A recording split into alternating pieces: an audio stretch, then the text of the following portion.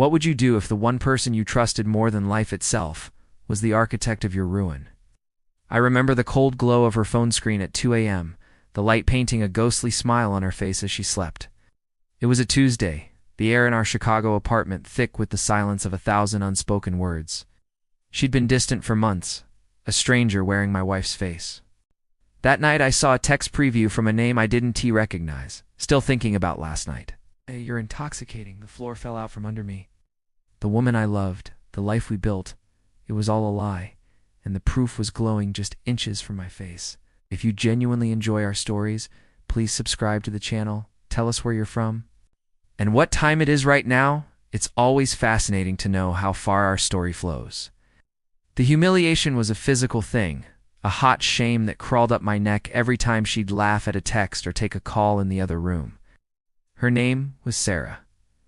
We'd been married for 7 years, building a life in a brownstone just off Lincoln Park.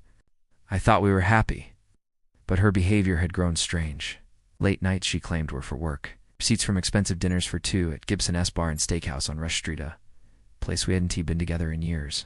She'd become cold, her touch fleeting, her eyes holding a new kind of calculation.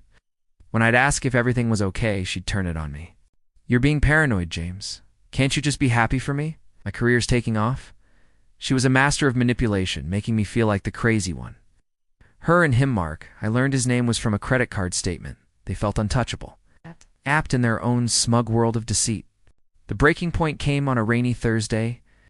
I came home early, hoping to surprise her, and found our bedroom door slightly ajar. I heard her voice, low and seductive. "He has no idea, Mark.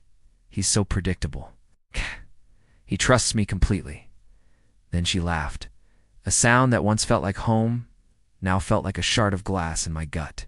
I backed away, my heart hammering against my ribs, and walked out of the apartment. I sat in my car for hours, the rain blurring the city lights, and I just shattered. The loyal, loving husband died in that driver's seat. Something else was born from the wreckage, a cold, methodical strategist. The revenge wouldn't be loud or angry. It would be silent, precise, and absolute. My first step was to become the perfect, oblivious husband. I smiled more. I stopped asking questions. I bought her flowers. Inside, I was a machine, gathering proof. I hired a private investigator, a grizzled ex-cop, who operated out of a small office in the Loop. He was worth every penny. He got me photos, Sarah and Mark kissing in a parking garage at O'Hare before her business trip to Miami. Them holding hands at a quiet table at the Gauge, their faces intimate. He got me hotel records from the peninsula, where they'd spent weekends. I opened a new bank account and quietly started moving my assets. I consulted a shark of a divorce attorney in downtown Chicago, a woman known for leaving her opponents with nothing but the clothes on their backs. We found the clause in our prenuptial agreement, an infidelity clause we de-added as a joke years ago. It wasn't a joke anymore, it was a weapon. The final trap was social. Sarah was on the board of a major children's charity, a position she cherished for the social status it gave her. Their annual gala was the biggest event of the year, held at the Art Institute of Chicago. She had invited Mark as her colleague. They thought they were so clever. The night of the gala, she was radiant in a shimmering gown, dripping with the jewelry I had bought her. She hugged me goodbye that morning, a long, lingering hug. Looking back, it was like she knew it was the last time.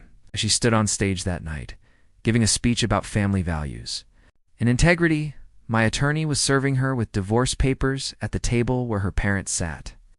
Simultaneously, an anonymous email was sent to every board member, every major donor, and every local media outlet on our list. The subject line, "A question of integrity." The email contained the photos, the hotel receipts, screenshots of their texts, everything. I watched from the back of the hall as the whisper started. Phones began to light up across the room like a constellation of ruin.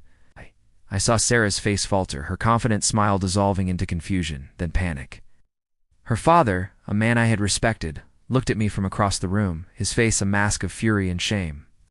Mark vanished from her side, a coward disappearing into the crowd. She was left alone on that stage, the spotlight a harsh, unforgiving glare. Her career was over. Social standing was obliterated.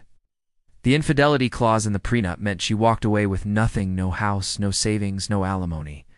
She was completely and utterly ruined, a ghost in the life she had so arrogantly built.